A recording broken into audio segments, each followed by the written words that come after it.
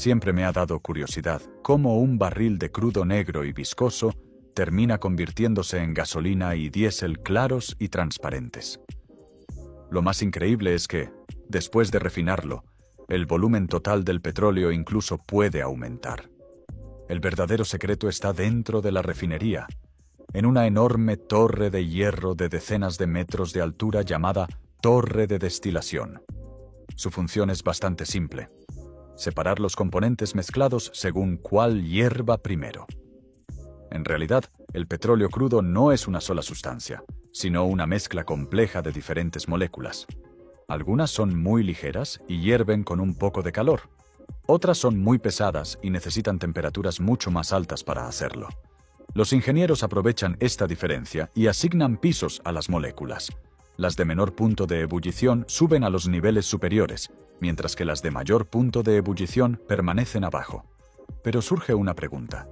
Si solo se tratara de enfriar para separar, ¿no debería la torre estar llena de tuberías de enfriamiento? Sin embargo, si visitas una refinería, verás que casi no hay serpentines de enfriamiento. Entonces, ¿cómo se separan las moléculas? La respuesta está en la estructura interna de la torre. No es un tubo vacío, sino que contiene múltiples bandejas en distintos niveles. Antes de operar, cada bandeja se cubre con una capa de líquido.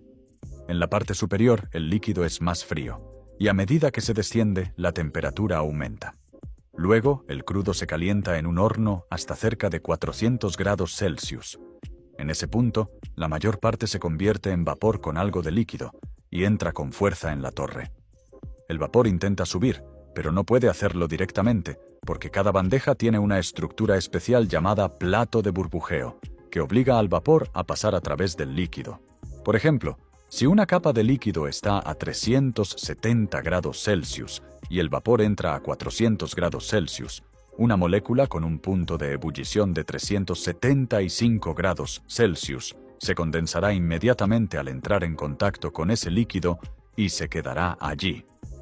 Todas las moléculas con puntos de ebullición entre 370 y 400 grados Celsius se quedarán en ese nivel, mientras que las más ligeras seguirán subiendo.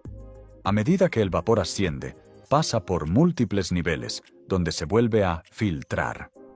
Las moléculas más pesadas, con mayor punto de ebullición, quedan abajo, mientras que las más ligeras suben.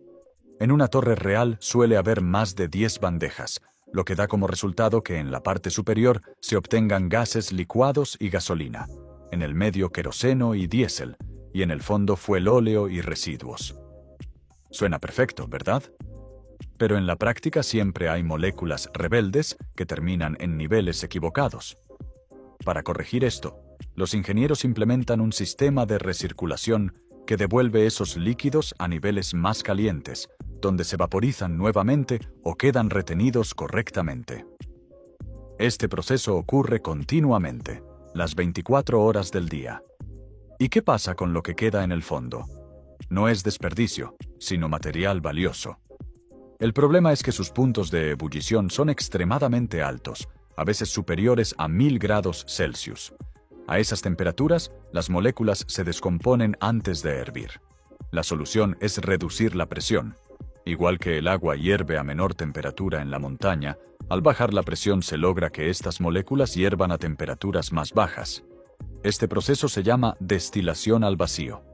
En la torre de vacío, las fracciones más ligeras se envían a procesos de craqueo para producir más combustibles. Las intermedias se convierten en lubricantes y ceras, y las más pesadas se utilizan para asfalto. Por eso, un barril de aproximadamente 159 litros de crudo puede convertirse en cerca de 170 litros de productos refinados. No es que la refinería cree petróleo, sino que las moléculas pesadas se rompen en moléculas más ligeras, aumentando el número total y, por tanto, el volumen. Así es como un barril de petróleo oscuro se transforma, con precisión, en la sangre de la industria moderna. Ahora ya lo sabes.